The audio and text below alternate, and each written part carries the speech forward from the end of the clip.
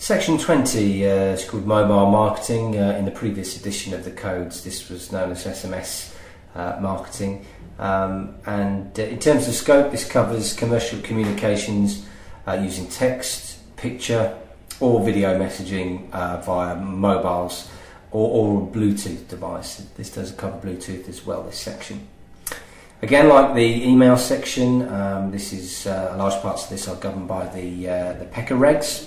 So opt-in is required to be able to legitimise the sending of a mobile marketing message, unless the existing customer exemption applies, i.e. You've obtained the mobile number during the course of selling or negotiating to sell the products or services to the individuals. I've made the example previously of taking up a contract with a mobile phone. So for example, if that was obtained during the drawing up of that contract, then you can use an opt-out regime instead of an opt-in regime.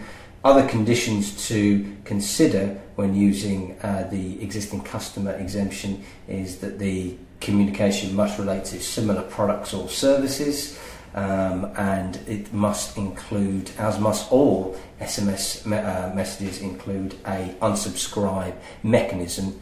Obviously this is very difficult when you've got a text message and a set number of characters in which to work.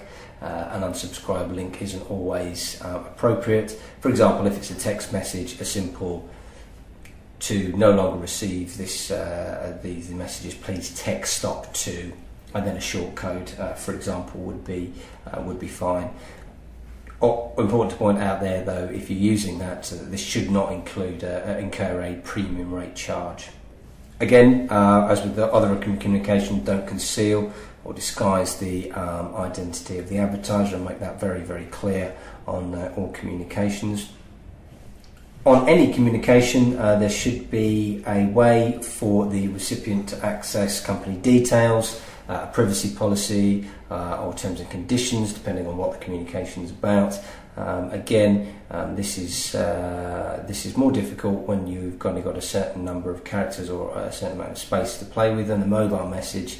But this can be done by pointing people to a website where they can actually, get this information. So putting a URL within the message is fine. And again, this should, if you are going to provide a link to a website and people are going to be accessing this via mobile, then the cost of doing so should be no more than the standard local call rate. This area of the code, like many other sections, has a dedicated area on marketing to children within this context. And here the same rules apply. There is an age limit of 12.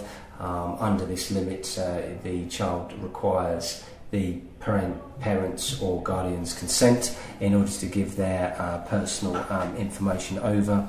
Equally, you can't accept orders for goods or services that have been provided by someone under the age of 12, unless they've got their parents' or guardians' consent. The notice that should be provided explaining this rule to the child should be made in a language which is easy for them to understand, i.e. clear and simple, and not too technical or put in legalese.